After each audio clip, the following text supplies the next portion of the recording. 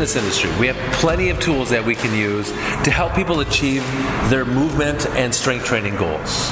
Right here at Fitness Lying Down, we use sandbags, we use resistance bands, suspension trainers, lever bells, body weight, and we use kettlebells. Now the thing is that as the fitness professional, we should really know how to use our tools. But a lot of us, we kind of just skip over some of this because it seems like it's way too easy, right? What do I really need to know on how to handle a kettlebell properly? I mean, look at the thing. It's a ball with a handle. How difficult could it be? But what I want to offer you today is I want to offer you some tips and tricks on how to be able to properly use the kettlebell in a way that's going to be efficient, that's going to be beneficial, and it's going to be very, let's call it fruitful. So a couple things that I find out is as people use kettlebells, especially if we're using what we call a double racked, so meaning I've got two different kettlebells, they could be the same weight, they might be different in weight, but as we place that up in a racked position, well, a lot of people sometimes might go a little bit heavier than they should, and their upper body is not able to withstand the pressure, because unlike doing, maybe let's talk about a squat. Instead of doing a barbell back squat, where all that weight is now on the shelf of your back, and kind of your limiting factor is going to be more your core muscles, right? Well, now when I put the kettlebells up in the racked position, I'm taking the weight from behind me to in front of me. This puts a lot more pressure on that core. So all of a sudden, your upper body and your core strength might be the limiting factor. So what your body will do is it will compensate. And how does it compensate? Well, one of the ways that it compensates is the hands will collapse in. So you'll find people kind of have their elbows are still out to the side, but their hands come in together and they almost form this triangular shape. Well, my issue with that is that it's really hard to get the core active if I can't activate those lats. And those lats are those big muscles in your upper back. So by being able to successfully keep those kettlebells on the edge of your body and have that mentality that you're pulling apart those two kettlebells. So if there's a little string attached between those bells, you're going to pull the slack out of that string. So you're going to create more of a shelf on that upper back.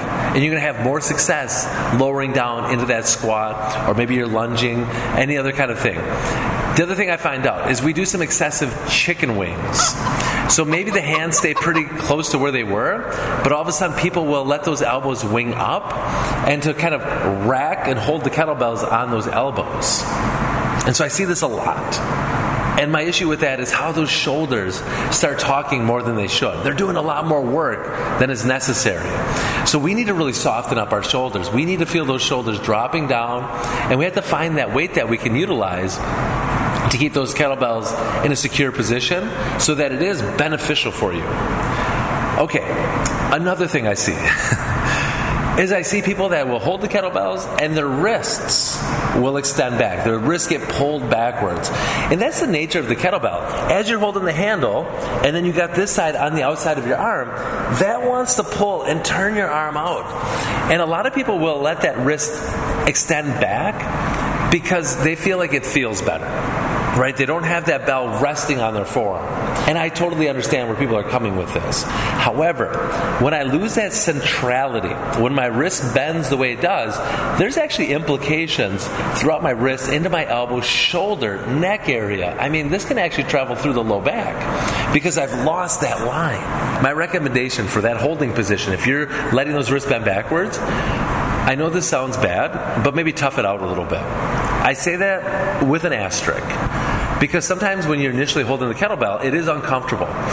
But you kind of create, I don't know if a callus is the right word, but you create a little bit more familiarity and you can hold the bell better. If that is not happening for you, I would say get yourself a little wrist guard, right?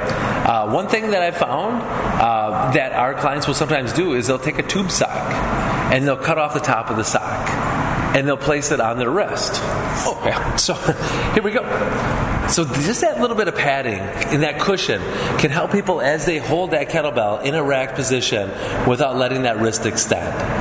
So those are going to be some of my tips and tricks to help your kettlebell experience be so much better so that you can experience more strength, more stability, and more mobility while using this very simple but highly effective tool.